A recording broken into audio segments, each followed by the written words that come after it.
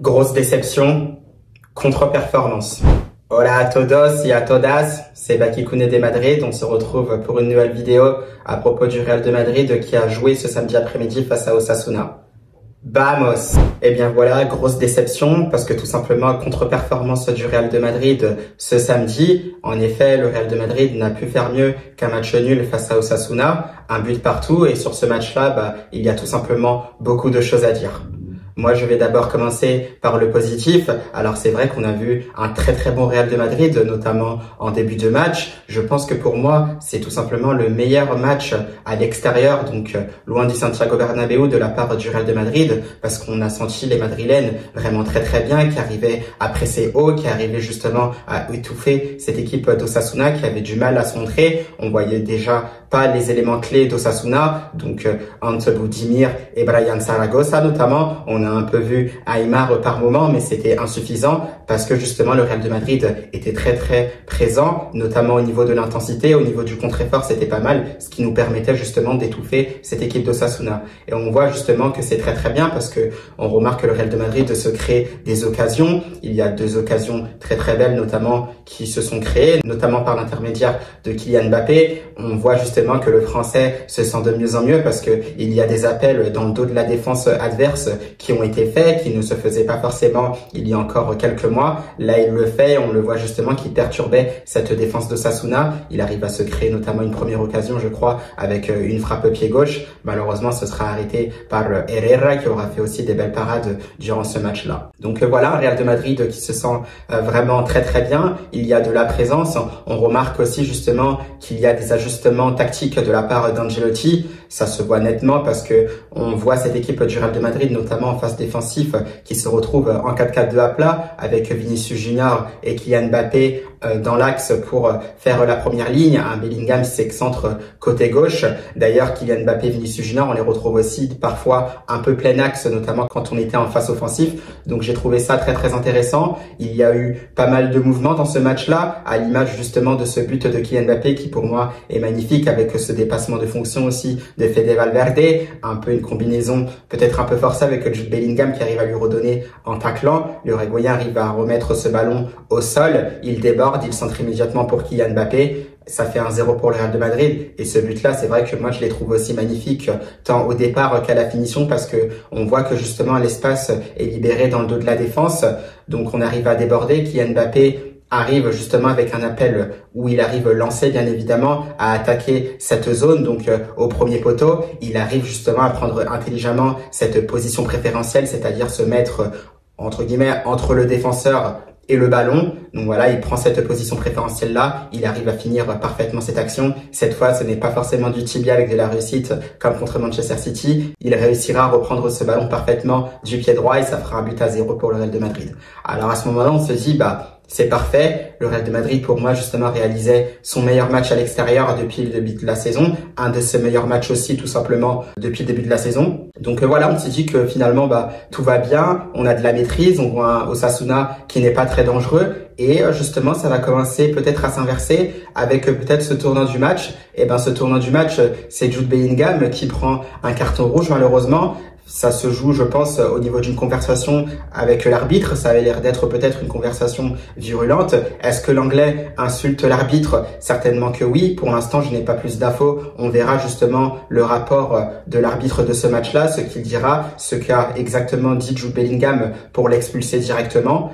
Donc voilà, c'est vrai que sur ça, c'est vrai que Jude Bellingham, ça joue un peu contre lui parce que il laisse évidemment son équipe à 10 contre 11, un Real de Madrid qui aura forcément beaucoup moins de maîtrise. Et d'ailleurs, je voulais revenir sur ça parce que moi, vous le savez, le Real de Madrid, j'adore cette équipe, je les suis depuis longtemps. Je suis prêt évidemment à défendre les joueurs, même quand ils font ce qu'il ne faut pas. Maintenant, c'est vrai qu'il faut quand même être objectif par moment, ce que j'essaye de faire. Il n'y a pas de souci pour dire que Jude Bellingham, effectivement, c'est l'un des meilleurs joueurs du monde. monde. C'est un des meilleurs milieux de terrain actuellement, si ce n'est le meilleur. Mais voilà, il y a des comportements par moment qui peuvent déranger, surtout quand ça peut jouer contre nous. C'est le fait de parler avec les arbitres. Et ce n'est pas le seul, parce que dans ce cas-là, j'avais déjà fait des vidéos, notamment sur TikTok, où je me plaignais des fois du comportement de Vinicius qui parlait trop avec l'arbitre, dans un certain sens où ça pouvait nous coûter cher, parce que le Brésilien a été suspendu pas mal de fois cette saison, ce qui fait qu'aussi le Real de Madrid manquait pas mal d'impact devant, même si c'est vrai qu'ils s'en sont bien sortis avec des victoires.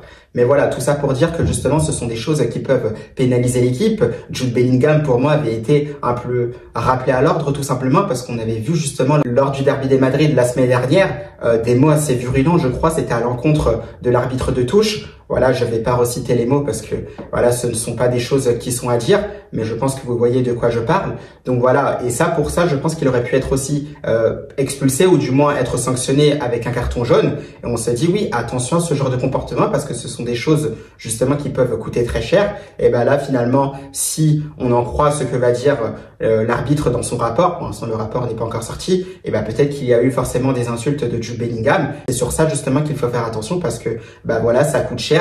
Vous laissez votre équipe à 10 contre 11, ça nous pénalise. On a vu un Real de Madrid aussi qui avait peut-être un peu moins de maîtrise, notamment en deuxième mi-temps, parce que justement on voyait qu'il manquait un homme de plus pour peut-être avoir plus de lucidité pour finir les actions. Donc on voyait un Real de Madrid voilà qui a dû en faire un peu plus pour essayer de marquer ce deuxième but. Malheureusement, ça n'aura pas été le cas. Donc voilà, j'espère que sur ça quand même Carlo Ancelotti aura peut-être un peu plus la main mise sur les joueurs, les rappeler à l'ordre au niveau du comportement. Alors connaissant Carlo Ancelotti, j'imagine qu'il l'a déjà fait plusieurs fois, notamment avec le cas Vinicius. Mais là, il faut que ça se calme, il faut que ça s'arrête au niveau de ces comportements-là, parce qu'on peut pas se permettre de pénaliser son équipe de cette manière-là.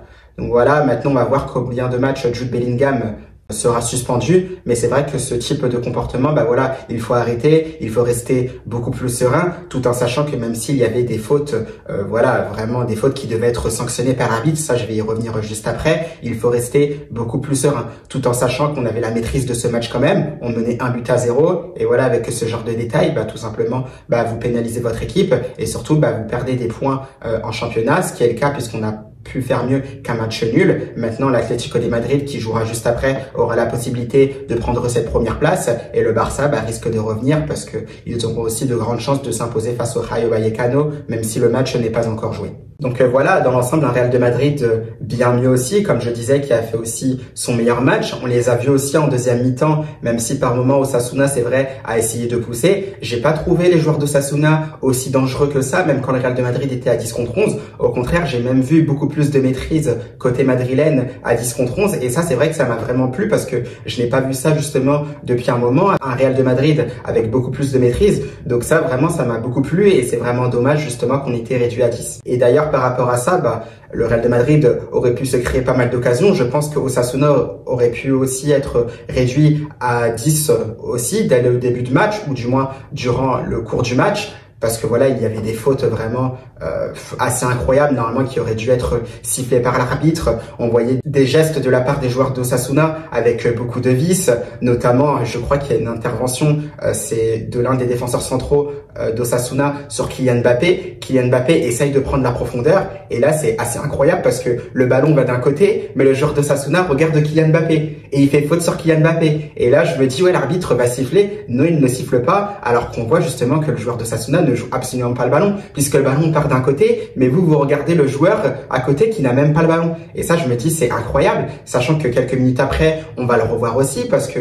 c'est Kylian Mbappé qui fait un appel, donc du coup vers la profondeur, donc c'est un peu un appel un peu en diagonale, puisqu'il part du côté droit. Le joueur d'Osasuna, je crois que c'est Juan Carlos, je crois qu'il s'appelait, c'était le latéral gauche, lui non plus ne s'occupe même pas du ballon, il préfère s'occuper de Kylian Mbappé, et on voit justement qu'avec son corps, il fait obstruction, il empêche l'attaquant français de partir. Et là, justement, on le voit parce que colère de Carlo Ancelotti, moi aussi, devant ma télé, je m'offusque un peu parce que je ne comprends pas ces décisions arbitrales. Et après, on va encore s'étonner qu'il y ait encore des polémiques par rapport à cela, parce que là, je suis sûr qu'il va y en avoir. Et là, on se dit, oui, mais comment c'est géré finalement en Liga au niveau de l'arbitrage, parce que ça fait beaucoup trop de fautes qui ne sont pas sifflées. Tout en sachant que voilà, ça c'est encore plus agaçant parce que je crois que c'est dès le début du match aussi, ou du moins vers peut-être la 10e, 15e minute à peu près, c'est Vinicius Junior qui arrive à s'en aller côté gauche, il arrive à faire une feinte de frappe, et là clairement il y a le défenseur d'Osasuna qui intervient, alors il tacle mais il laisse sa main traîner. sa main traîne, donc voilà, le ballon touche clairement la main du défenseur d'Osasuna, c'est pénalty incontestable, tout en sachant que la main n'est pas collée au corps. Donc à partir de là, oula, je me dis ouais, ça commence très très mal, parce que ça aurait dû être un penalty qui aurait dû être sifflé, ça ne l'est pas, et on voit maintenant ce que ça nous aura coûté à la fin du match, et bien c'est-à-dire 2 points, parce qu'on aurait pu repartir avec la victoire. Donc voilà, ce sont des choses vraiment agaçantes qui n'ont pas été sifflées, et ça de toute façon on le payera plus tard, parce que quand on mène 1-0 justement, on voit une belle action que Osasuna se crée, là il n'y a rien à dire dessus, les joueurs d'Osasuna se créent l'occasion par eux-mêmes, c'est une très belle occasion qui se sont créées, donc une tête, d'ailleurs Thibaut Courtois, tout simplement exceptionnel parce qu'il aura réalisé de superbes parades. Alors là, pour moi, c'est vraiment le meilleur gardien du monde. Il le prouve. D'ailleurs, j'aimerais qu'on en parle beaucoup plus de Thibaut Courtois parce que il y a tout le temps des parades décisives très très souvent dans les matchs auxquels il participe. Donc voilà, là, c'est le cas. Il arrive à repousser une superbe action de la part d'Osasuna. Et voilà, c'est Camavinga qui essaye justement d'empêcher Ante Budimir de terminer l'action. Et c'est là justement où ça me dérange parce que il y a un penalty qui est sifflé. Seulement, on voit que Camavinga gêne Budimir. Budimir essaye de tirer, mais pour moi, il a tiré avant même que Camavinga le tacle. Donc à partir du moment-là, le ballon est déjà sorti. Le ballon est hors cadre. Donc c'est pour ça que je me dis oui, il faut peut-être revoir les règles parce que pour moi, elles ne sont pas assez claires. Maintenant, voilà, on estime justement que Camavinga, voilà, même si il tacle le joueur après que ce dernier ait tiré, voilà, il y a eu ce contact. Évidemment, le pisotón existe. Donc voilà, malheureusement, ça fera penalty, même si je n'étais pas d'accord avec cette décision-là. Et Budimir, voilà, qui fait partie des meilleurs buteurs de la Liga cette saison, va terminer cette action en mettant évidemment ce penalty face à Thibaut Courtois, contre-pied parfait, il n'y a rien à dire. Ça fait un but partout et les deux équipes iront juste après au vestiaire pour la mi-temps. Donc voilà, finalement tout ça, c'est un peu dommage parce que il y a des choses qu'on regrette évidemment dans ce match-là, des faits de jeu voilà qui coûtent très très cher parce que comme on l'a dit, à ce niveau-là, ça se joue à des petits détails et c'est vrai que j'étais un peu déçu justement voilà du carton rouge que Jude Bellingham a pris. Maintenant reste à savoir ce qu'il a fait exactement. Toujours est-il que le match lui par la suite a continué et j'ai quand même bien aimé justement les prises de risque aussi de Carlo Ancelotti malgré le fait qu'il n'y ait pas eu beaucoup de changements dans ce match-là. Il ne change rien au retour des vestiaires. On garde Luka Modric avec Camavinga au milieu de terrain, un Brahim Diaz évidemment qui reste sur son côté droit, Vinicius qui recule d'un cran côté gauche, donc on passe avec 2 lignes de 4 et Kylian Mbappé en pointe. Donc voilà, j'ai trouvé ça tout aussi intéressant. Au départ, je me disais oui que le Real de Madrid n'aurait pas forcément la maîtrise dans ce match-là. Et finalement, on a vu qu'Osasuna n'était pas forcément dangereux. Un Real de Madrid qui prenait justement de plus en plus le jeu à son compte. Et c'est pour ça aussi que j'étais assez satisfait quand même de la prestation des Madrilènes, bien qu'il n'ait pas gagné ce match.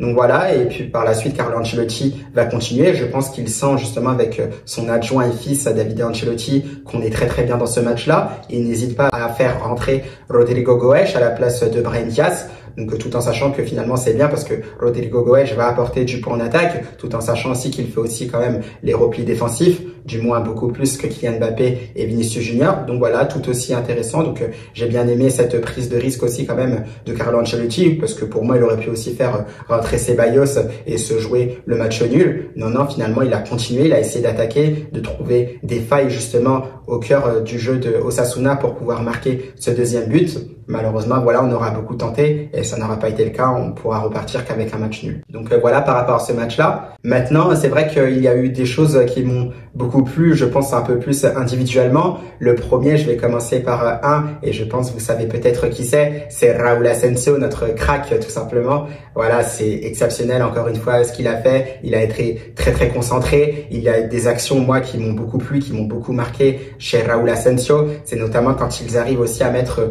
un joueur hors jeu de Osasuna, je crois que c'est Aimar ou Budimir, où justement Raúl Asensio donne cet ordre à Aurélien Tchouaméni de s'aligner à lui tout en remontant, ce qui fait que ça met immédiatement le joueur d'Osasuna hors jeu. Et là, ça m'a beaucoup plu parce qu'on voit aussi l'autorité de Raúl Asensio. On voit qu'il prend aussi des responsabilités, qu'il est très très serein, très très confiant. Et ça s'est vu justement dans cette directive qu'il donne à Aurélien Tchouaméni pour faire remonter la défense d'un cran et mettre un joueur d'Osasuna hors jeu.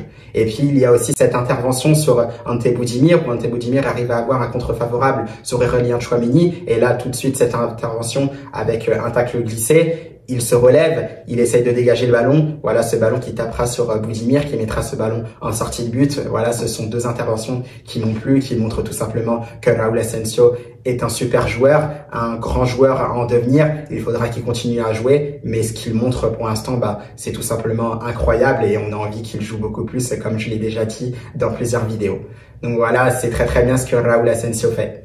Et puis évidemment, que dire aussi déjà d'une part de Kylian Mbappé. C'est vrai que le Français a été très très bon, on l'a senti très très remuant, il prenait la profondeur, il a été très très bon aussi dans l'analyse de l'action sur son but où il arrive à sentir ce qu'il va se passer avant même que le ballon arrive dans ses pieds. Il arrive aussi à prendre cette position préférentielle sur le dernier défenseur, ce qui montre aussi que physiquement il est beaucoup mieux et il arrive aussi à terminer cette action avec froideur. Par ailleurs, c'est aussi le 17e but de la saison de Kylian Mbappé en Ligue 1. Maintenant, malheureusement pour lui, c'est vrai que c'est dommage que Jude Bellingham ait pris ce carton rouge parce que à 10 contre 11, forcément, il y a beaucoup plus d'efforts à faire. Et c'est vrai que je me remets en tête cette action où sur une contre-attaque directe, après un corner d'Osasuna, il arrive à partir vers le but. Il part de loin avec un pouce-ballon dont lui seul a le secret. Il arrive devant Herrera, il essaye de croiser sa frappe. Je pense que ce qu'il fait, c'est quasiment parfait. Malheureusement, le gardien d'Osasuna arrive à faire une superbe parade de la main droite. Et voilà, le ballon ne rentrera pas. Mais tout ça pour dire que Kylian Mbappé se sent beaucoup mieux.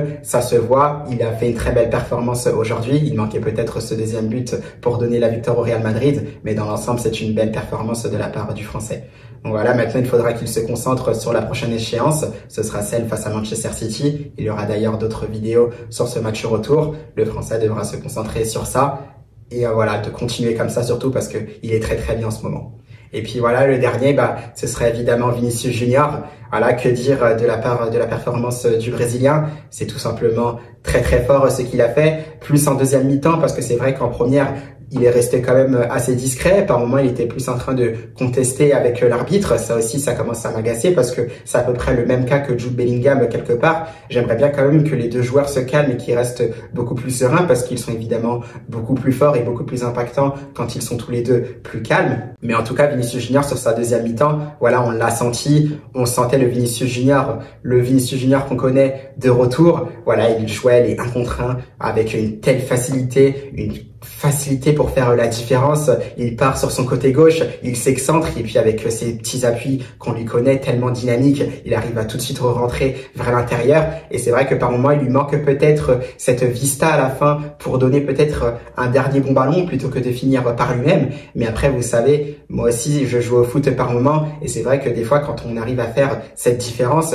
on est à haute intensité. Et c'est vrai que par moments, c'est difficile de lever la tête et de pouvoir donner un bon ballon. On a plus tendance à finir par nous-mêmes, mais malheureusement on manque de lucidité et sur certaines actions de Vinicius Junior ça s'est vu et c'est là aussi des fois on arrive à voir la différence avec des joueurs qui nous ont marqué. Voilà, je vais pas forcément citer de nom, mais certains joueurs qui nous ont vraiment marqué, eux arrivaient à faire la différence aussi quand ils étaient à haute intensité pour faire le bon choix entre justement frapper et faire la passe. Mais voilà, sinon très belle performance de Vinicius Junior. Il faut qu'il prenne exemple justement sur cette deuxième mi-temps qu'il a produite face à Osasuna, voilà, pour qu'on puisse retrouver le Vinicius qu'on connaît, le Vinicius de très très très haut niveau.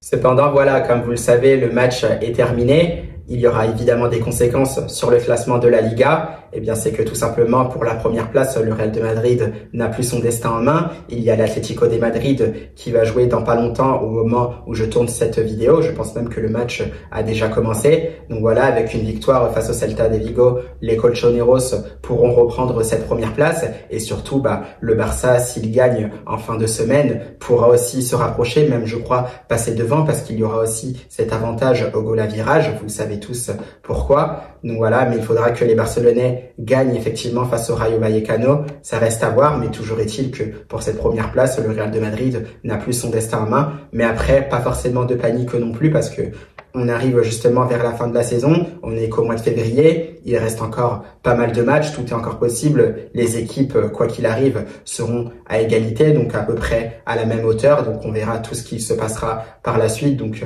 rien n'est joué encore et il faudra s'accrocher jusqu'au bout. Par contre, ça n'empêche qu'il faudra absolument se remobiliser. Il y aura effectivement après Manchester City ce match de Liga face à Girona. Donc ce sera au Santiago Bernabéu. Donc là, il faudra absolument gagner parce que malgré tout, ce n'est pas bon. Le Real de Madrid est quand même sur une mauvaise dynamique en Liga parce que déjà on avait perdu face à l'Espagnol de Barcelone avec cette défaite un peu polémique. Et surtout, on avait fait match nul juste après dans le derby des Madrid face à l'Atlético. Et là, on perd encore des points en faisant match nul face à Osasuna. Donc voilà, c'est une grosse perte de vitesse pour le Real de Madrid, voilà, qui coûte effectivement très très cher parce que comme je l'ai dit il y a quelques secondes, on a de fortes chances de perdre cette première place. Mais voilà, ça ressemble aussi un peu à ce qu'avait le Barça il y a quelques semaines où le Barça aussi avait perdu pas mal de vitesse, où je crois qu'ils avaient peut-être 9 ou 10 points d'avance sur le Real de Madrid à un moment de la saison. On a vu que le Real de Madrid était repassé devant, même l'Atleti aussi était repassé devant, donc finalement ça montre que ça veut rien dire. Mais voilà, cette perte de vitesse est une petite alerte pour le Real de Madrid dans le sens où il faut vite se remobiliser et vite prendre des points dès la semaine prochaine face à Girona au Santiago Bernabéu. Et bien voilà, c'est la fin de cette vidéo. J'espère qu'elle vous aura plu. J'espère que vous aurez également apprécié aussi le match du Real de Madrid, même s'ils ont fait match nul. Vous pouvez d'ailleurs aussi me dire en commentaire quel joueur vous aura le plus impressionné dans ce match-là, si vous avez des flops et des tops évidemment. Et nous, en tout cas, on se retrouve pour de prochaines vidéos. On va aussi se projeter évidemment sur ce barrage retour de la Ligue des Champions mercredi prochain face à Manchester City. Je vous tiendrai au jus justement avec d'autres vidéos. Eh bien, je vous souhaite une bonne fin de week-end et surtout, à la Madrid!